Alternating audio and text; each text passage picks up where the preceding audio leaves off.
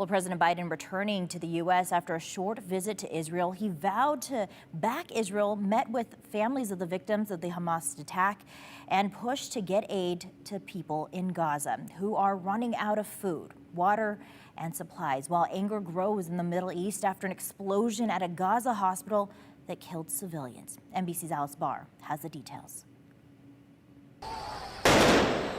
Amid seething tensions in the Middle East, President Biden making a brief but politically potent visit to Israel.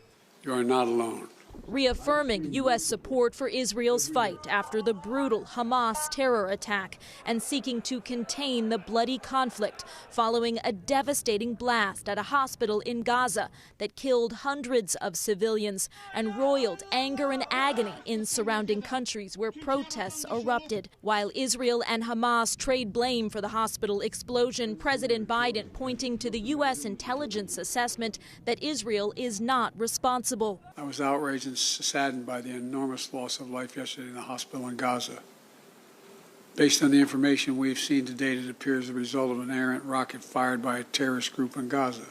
The president's planned summit with the leaders of the Palestinian Authority, Egypt, and Jordan canceled in the blast's wake, while President Biden announced $100 million in new U.S. humanitarian aid for Gaza and the West Bank, along with an agreement that Israel would allow food, water, and medicine from Egypt into Gaza as civilians flee Israeli airstrikes. The suffering is increasing every day. We see streams of people walking south, and then the question is, where do they go? President Biden comforting survivors and families of the victims killed in Israel, sharing emotional stories of loss and hope as the U.S. vows support to bring home hostages held in Gaza and ease the raw suffering in a region on a knife's edge. In Washington, Alice Barr, NBC News.